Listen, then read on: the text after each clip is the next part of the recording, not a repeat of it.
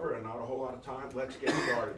The first question tonight will come from Jamie Baker. She'll start off with you, Dr. Chai.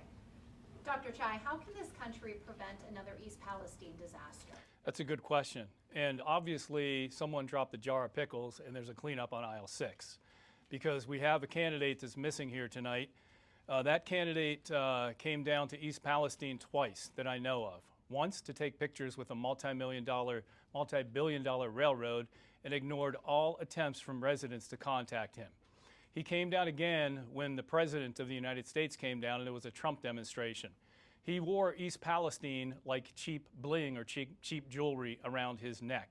And he didn't think it was important enough to come tonight to speak with all of you in the southern part of Ohio.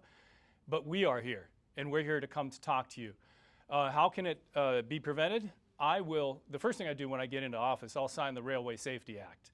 And then there are things that I will do to prevent. No-fault insurance is a... Time's expired. Okay. Representative, same question. Well, thank you for the question, Jamie, and thank you, WTV, for putting this on this evening, and for the folks at home watching, and for you in the live studio audience, thank you for being here. You know, nobody asked for an accident, and East Palestine sure did not ask for an accident, a train derailment.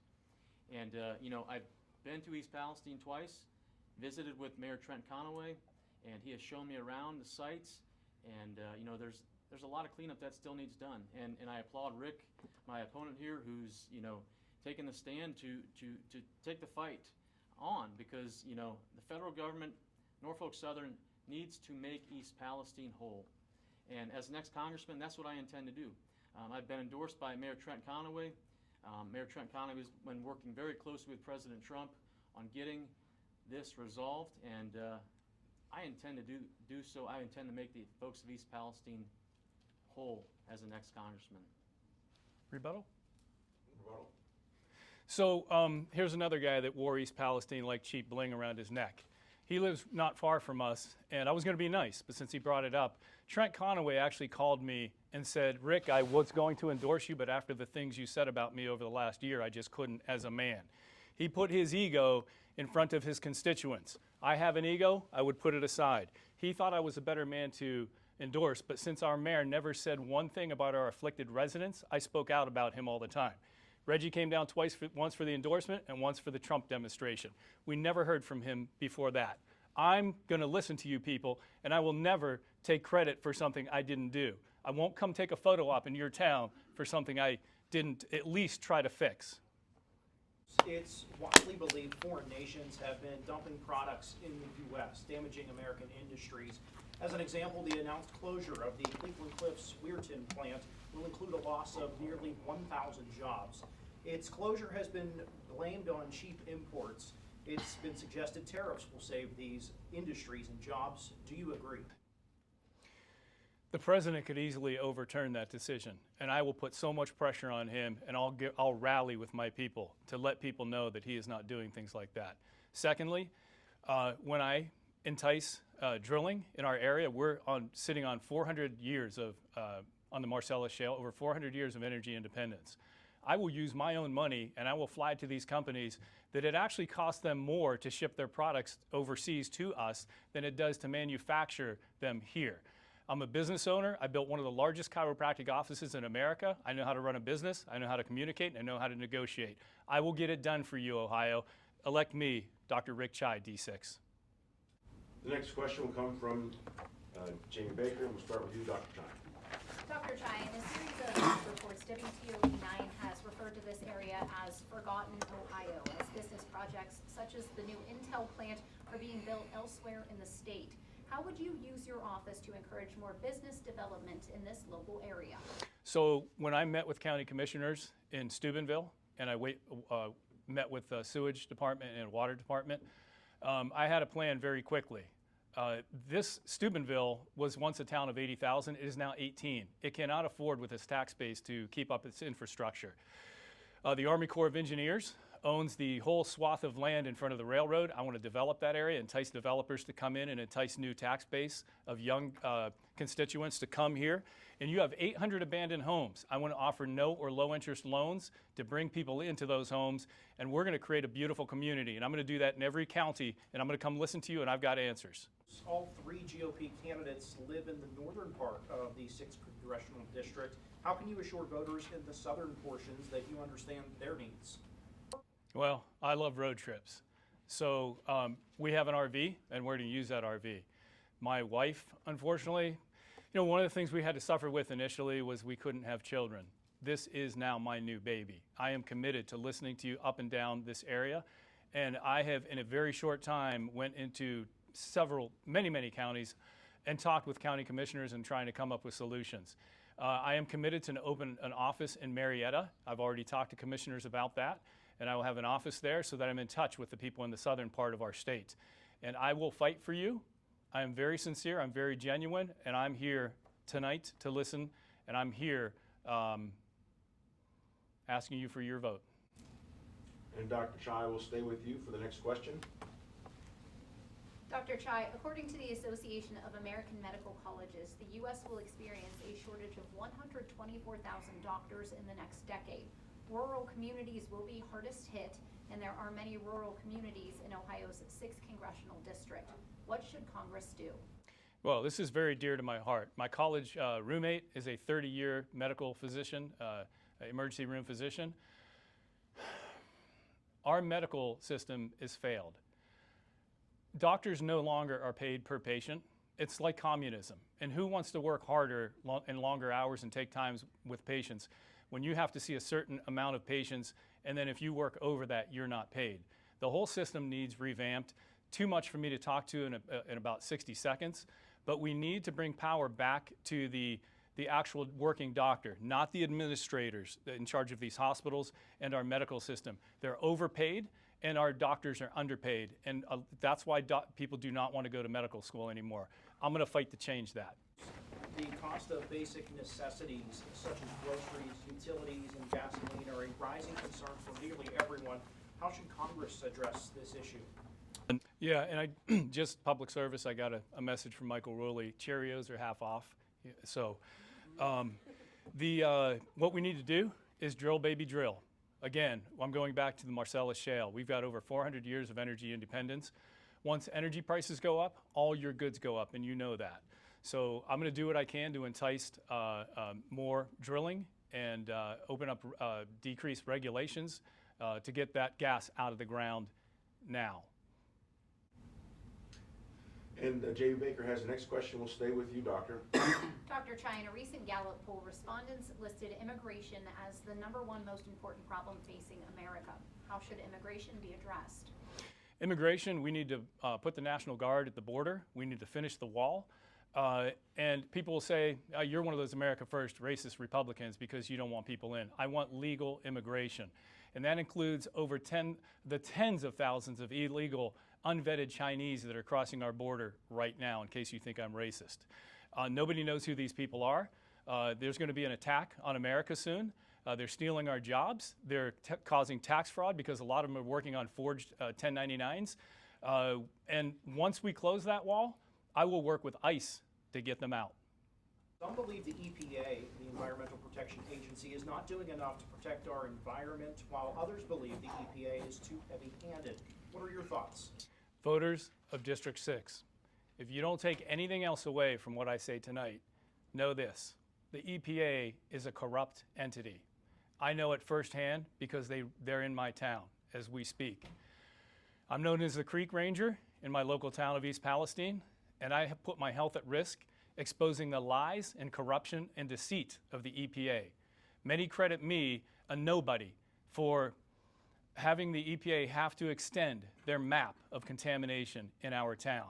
These are the same people that told the 9/11 workers to come back, that clean up the mess, and the people return back to their residence. And you know what happened there. And I hope to God the same thing doesn't happen in East Palestine. I will come down on the EPA so hard, they won't know what hit them. Put me in office, and I will fix things. The next question comes from Jamie, and we'll start with you, Doctor. Small business owners, especially here in Ohio, are considered the lifeblood of a community. Each of you is a small business owner.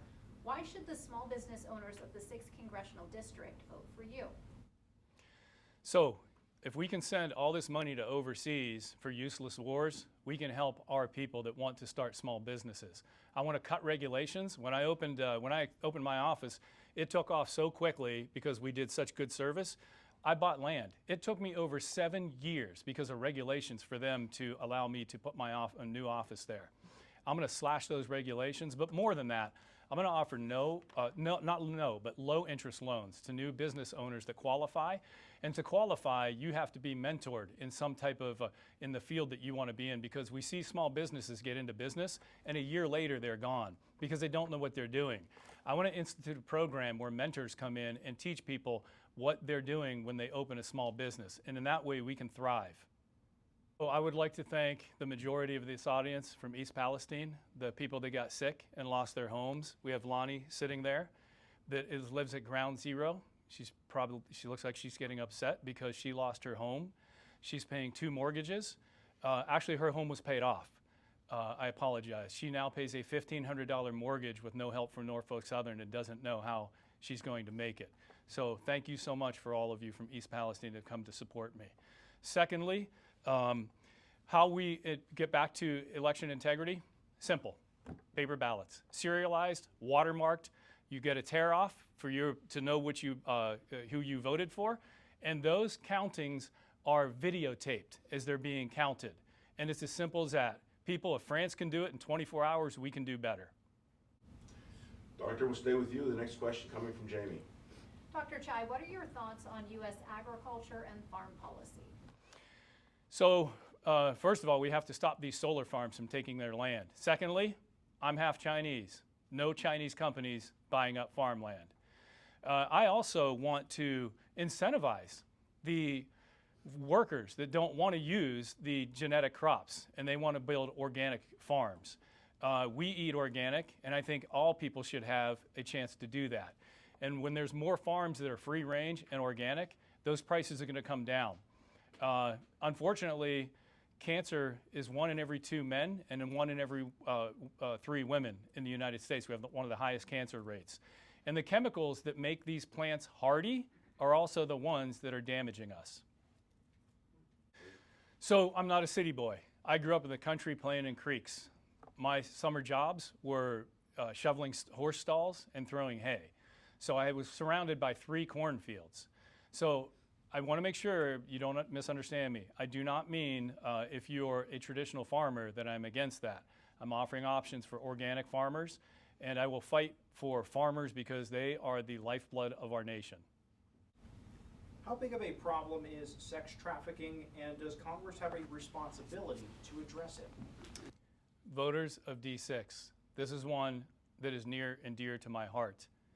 I'm very close with people on the undercover task force in Cleveland for child sex trafficking and sex trafficking in general. I can't tell you the stories that they tell me because they're too gruesome. I've been invited to go on a sting operation with them, haven't done it yet, but I will. And I will bring the hammer down on these sick individuals. You have my promise. You hurt a child, I'm coming after you. Doctor, next question will stay with you. The question will come from Jamie. The U.S. military has fallen dramatically short of its recruiting goals. Today, the U.S. military is at its smallest size since before World War II. Is this concerning? It is concerning. And it's because of the woke ideology of the military now. So the military used to attract athletes, again, not a cool word these days for a lot of people, but the more macho person who wanted to get into the military. They don't want to go into the military anymore because it's not what it used to be.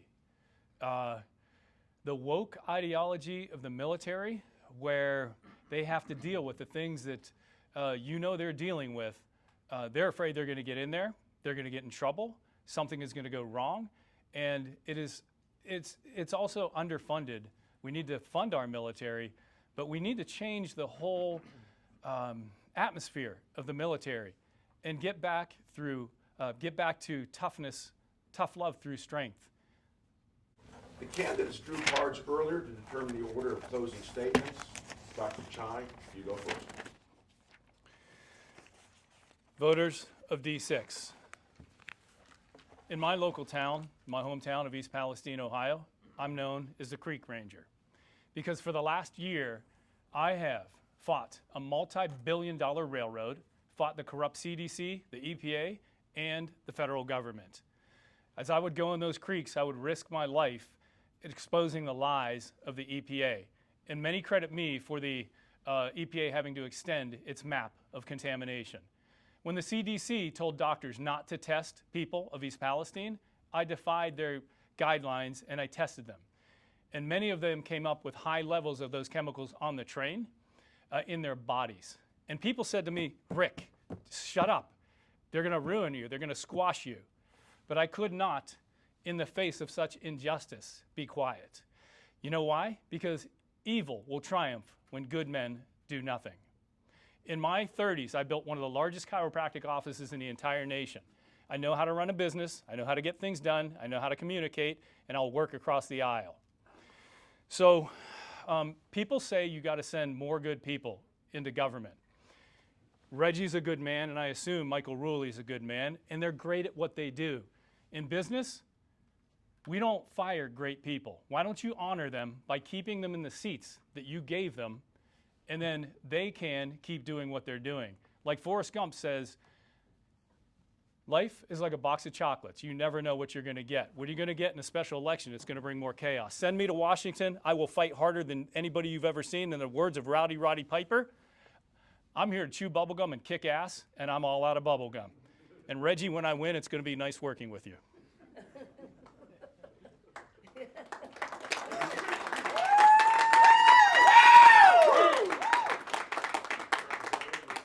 I'm Dr. Rick Chai, and I approve this message. Paid for by Dr. Rick Chai for Congress.